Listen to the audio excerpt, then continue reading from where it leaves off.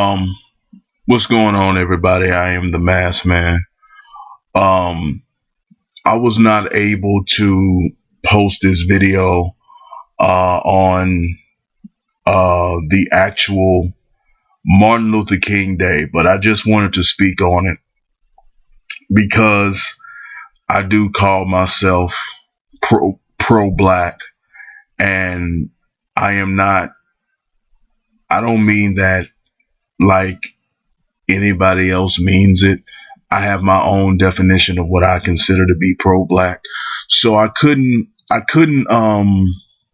let the holiday pass without giving some respect and giving some honor to one of, the great men that has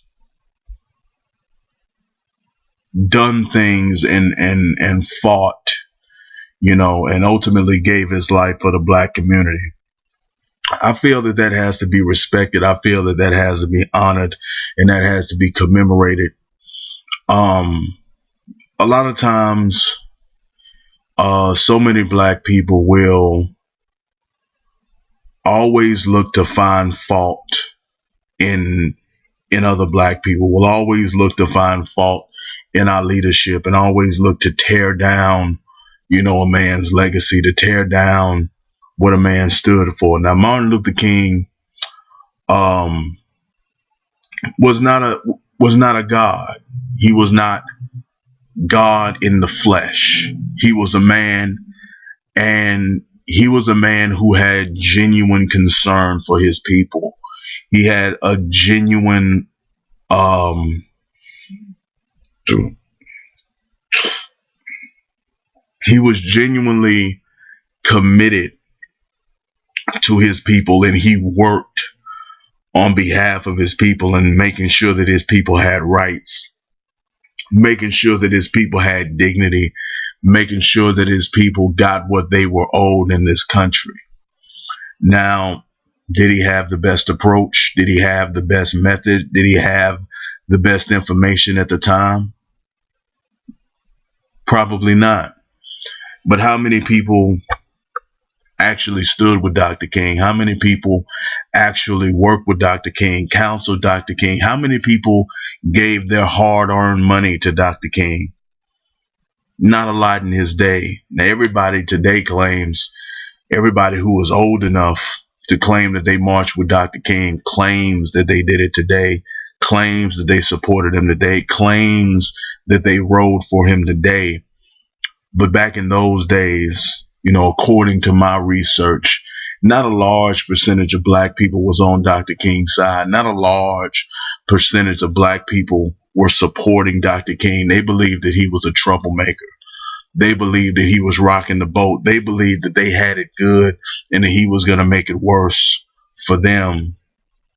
So they didn't want him causing any trouble.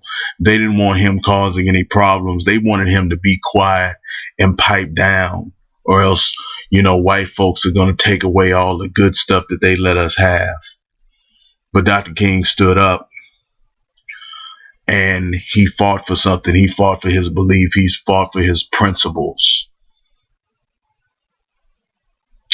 And retrospectively, so many people will look back and want to find flaws in everything he did, want to find fault in everything he did, want to humanize the man, want to break the man down and make him less than one of the greatest, human beings that's ever set foot on American soil. No, Dr. King was not a perfect man. Dr. King did not have all the answers, but Dr. King had courage, and Dr. King was sincere in what he did. And as he grew, as he matured, he started his struggle as a very young man. Now, even though I may feel very old, but he started his journey very young. He died young. He had a family. He had a lot of responsibilities. He had a lot of duties. He had a lot of weight on him.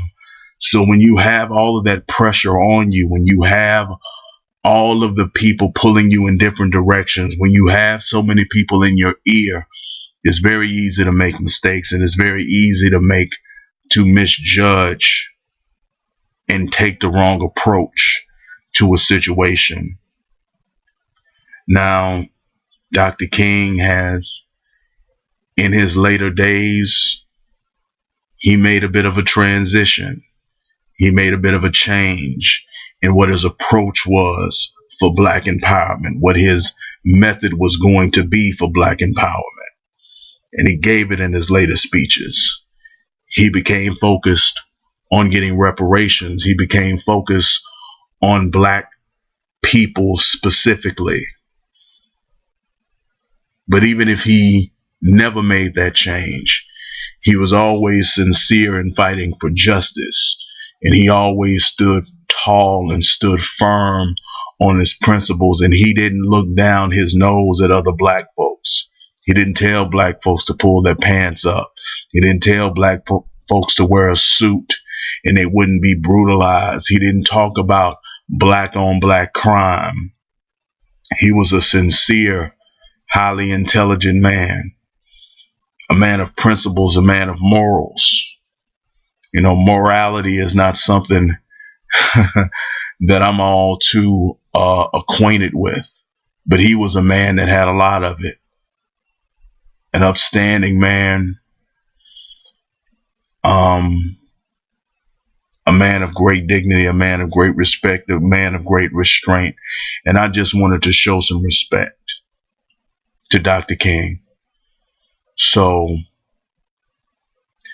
this video is dedicated to Dr. King, you know, for the holiday and for his actual birthday. I am nowhere near as familiar with the life and the speeches and the work of Dr. King as I would like to be, as well as many other, you know, Black people. You know, I have a lot of work to do, but I do recognize how important he is, how important he was, and how important he will always be to Black culture. So that's what I have to say.